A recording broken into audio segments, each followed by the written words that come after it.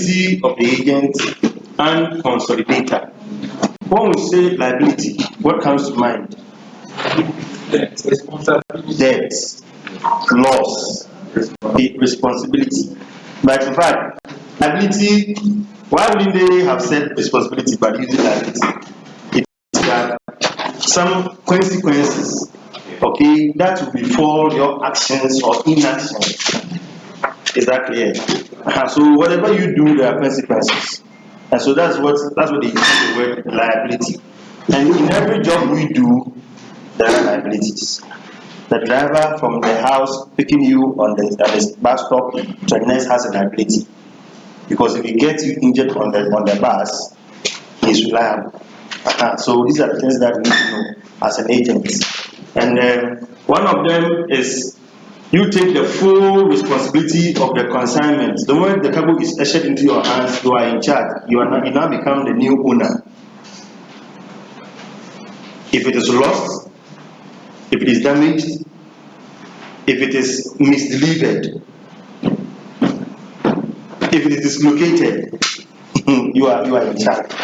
And that is why you need to know before you receiving that consignment. So you don't go take any goods that you don't have the capacity to handle. Hello? So like going to take radioactive materials or going to take sulfuric acid. You know sulfuric acid? You know sulfuric acid? What is sulfuric acid? Acid. Because of sulfuric, people wouldn't know it's the same acid. And you know how dangerous it is, right? And you go handle, you don't even know that acid can do this, can do that, and then you just handle it. And before you even accept that concern, you should know about the MSDS. What's MSDS? Good. So that's going to give you how to handle that concern in case of emergency. And that's why you need to be knowledgeable in that concern or cargo before you accept it. So the agent, it says you are what? A middleman. The second one, it says you are a middleman and you are facilitating the transport process. So a forwarder, an agent, a agent, consolidator, you are a middleman. Why is he a middleman? Can somebody help us? Why is he a middleman? Why do we say the agent is a middleman? Because middleman is a word, isn't it? Agent is a word. So why are we saying the agent is a middleman? So it stands between the owner of the car and the man. So you stand between the sender and the receiver, the shipper and then the importer, the exporter, the importer, the consignor, the consignee. So the same person is standing between all these people, and they are all the same. And that's why we even call them shippers. Okay, you call them shippers. So which means whether you are importer or whether you are forward shipper. Shipper simply means that you ship, and if you ship, you can receive. And that's why we have shippers authority working for both importers and exporters, and not importer exporter authority. So we are middlemen. So if you know your position, then you have to set your rules right, explain to the client to understand before doing what? Business with the client. It is very important. So wherever you go, you are only representing. That is why on the bill of lading, your name is not on it. But when you go to shipping line with it, they give the goods to you. Because it's accepted that you can be what? A middle person. Facilitating transport process. Then you assume the position of a shipper as opposed to the air carrier. As a result, you become a party to the transport contracts with the carrier. I told the consolidator, when you do the boxing and the packaging together, you can decide which airline to give to you. You get it. So the moment you assign an airline, now you have relationship with the airline. Hello. So anything, you're the first point of call, the first point of contact. They're going to contact you that this is what's happening before even the owner comes in. You understand? Sometimes even when the owner wants to take some, what do you call it? Make some requests to the aircraft operator or the shipping line, they want you to be done through you. Is the AC working?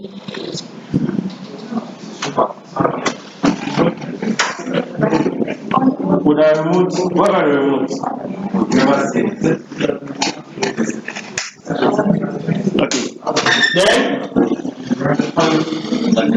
Then the other aspect is the rail shipper. On the other hand, the rail shipper can be the carrier. Hey, the fan is not working. Really? I see. So here we are. If you look at those pictures, look at the how the cars have been stacked on that platform.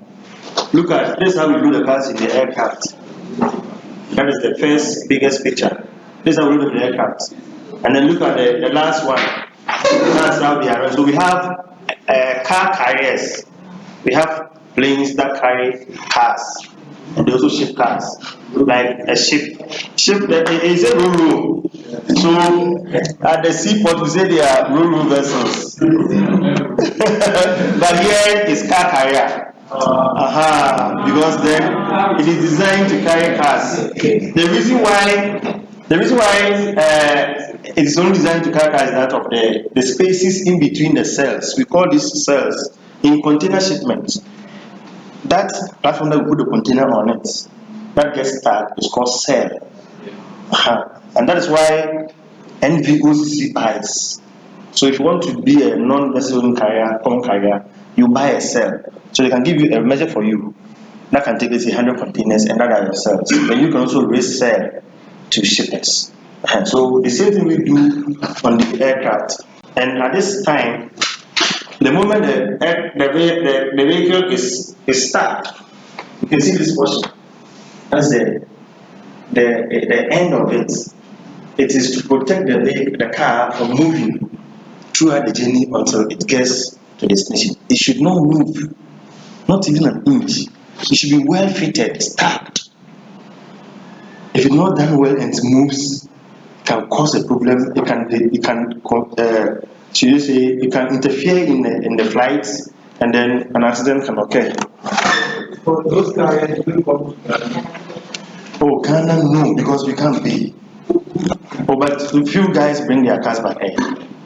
Oh, yes. There has been so many of them bringing by air. But it's very, very, very, very rare. I once a while, you know why? Somebody bringing an expensive car, and he looks at the transport of by air, and if he needs the cars quickly, because car by sea will come within a month or 6 weeks or even 8 weeks, and you want your car to use tomorrow, you will come by air, and they've been coming.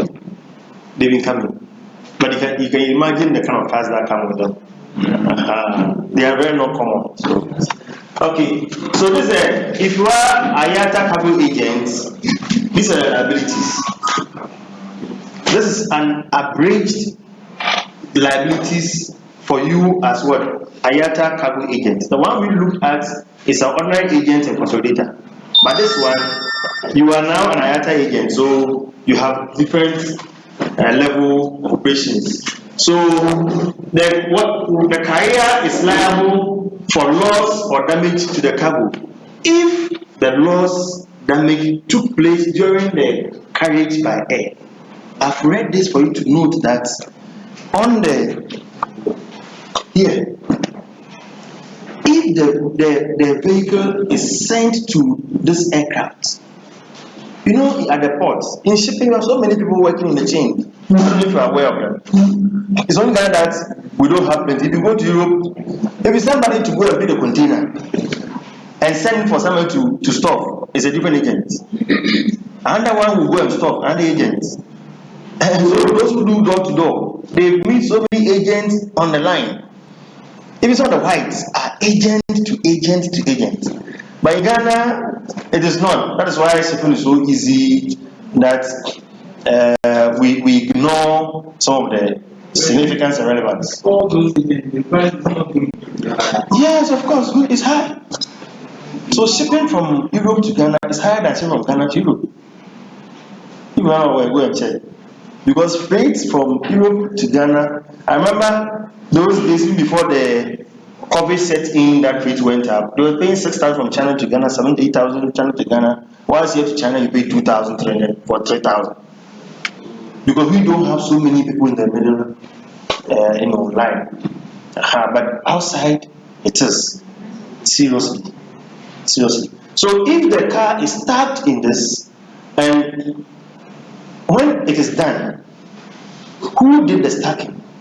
So if you come to seaports, we call them stevedoring. You've heard about stevedoring? So stevedoring is to receive from the vessel and put on the vessel. So if something happens in that activity, it's the stevedore who is responsible. You get it? If you put them on the vessel and then stevedore is done and gone, chief mate certified that you've done your work and gone, then even though the vessel is in the port, the cargo is what? On board the vessel. So it is in what? Contract of treatment. I don't know if you've done that. It's a contract that you give to the vessel to send your goods wherever you want it to go. So once it's on the vessel, there's a contract of carriage.